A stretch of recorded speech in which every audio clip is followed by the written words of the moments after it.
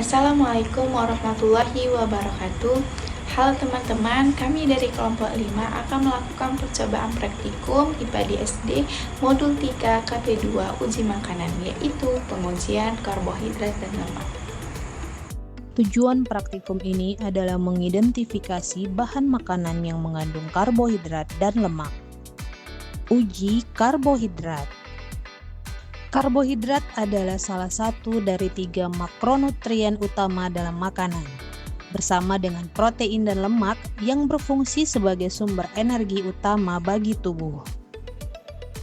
Melalui praktikum ini, kita akan menguji apakah bahan makanan tersebut mengandung karbohidrat dengan menggunakan betadin cair. Bahan yang mengandung karbohidrat kompleks atau PATI akan menunjukkan perubahan warna.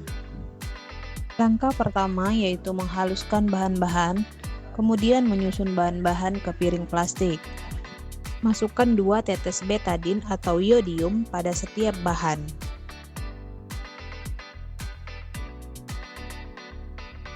Aduk bahan dengan pipet plastik agar tercampur rata. Amatilah bahan-bahan yang mengalami perubahan warna. Makin cepat warna berubah, maka karbohidrat yang terkandung semakin besar. Tunggu beberapa detik. Jika bahan makanan tersebut mengandung karbohidrat, maka betadin atau iodium bereaksi dengan amilum atau PATI akan menghasilkan warna biru kehitaman. Sedangkan karbohidrat sederhana seperti glukosa atau fruktosa tidak bereaksi dengan iodium. Pada buah pisang menunjukkan reaksi biru kehitaman yang berarti mengandung karbohidrat atau PATI. Pada telur rebus, reaksi tidak berubah warna. Gula pasir tidak berubah warna. Pada margarin, reaksi menunjukkan tidak berubah warna. Pada buah apel, reaksi tidak berubah warna. Pada bahan tahu putih, reaksi tidak berubah warna. Pada kentang rebus, menunjukkan reaksi biru kehitaman. Pada bahan nasi, reaksi menjadi biru kehitaman. Pada tepung terigu, reaksi menunjukkan biru kehitaman. Pada bahan biskuit, reaksi menunjukkan biru kehitaman. Uji karbohidrat menggunakan betadin atau iodium menunjukkan bahwa hanya bahan makanan yang mengandung karbohidrat kompleks atau PATI seperti nasi, pisang, kentang, tepung, dan biskuit yang bereaksi biru kehitaman. Sedangkan bahan lain seperti apel, telur, tahu, margarin, dan gula tidak menunjukkan reaksi karena tidak mengandung karbohidrat kompleks atau PATI. Uji lemak. Lemak adalah senyawa organik yang berfungsi sebagai sumber energi, penyusun struktur sel, dan pelarut vitamin dalam tubuh.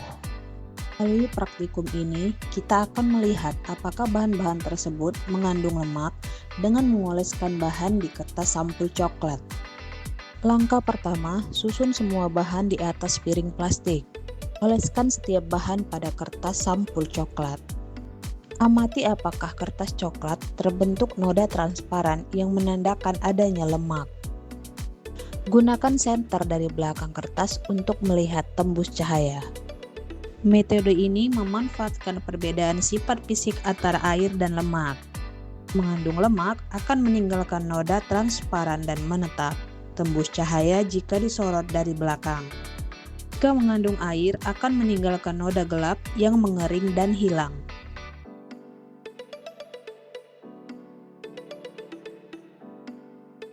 Pada minyak goreng, noda transparan sangat jelas, indikasi adanya lemak. Pada pepaya, noda gelap sementara, indikasi adanya air. Pada santan, noda transparan menetap, indikasi adanya lemak. Pada kemiri, noda transparan menetap, terindikasi adanya lemak. Pada seledri, noda gelap sementara, indikasi adanya air. Pada wortel, noda gelap sementara, indikasi adanya air. Pada susu SKM, noda terlihat samar, indikasi adanya lemak dan air. Pada margarin, noda transparan menetap, indikasi adanya lemak. Pada jagung kering, noda terlihat samar, indikasi adanya lemak yang rendah. Pada kacang tanah, noda transparan menetap, indikasi adanya lemak. Bahan yang mengandung lemak seperti kemiri, margarin, kacang tanah, santan, dan minyak goreng meninggalkan noda transparan yang menetap di kertas coklat. Noda ini tidak mengering dan tembus cahaya saat disorot dengan senter. Bahan yang mengandung air seperti wortel, seledri, pepaya, dan air hanya meninggalkan noda gelap sementara yang akan mengering dan menghilang. Bahan seperti susu kental manis, jagung kering, menunjukkan noda samar, menandakan adanya campuran air dan lemak.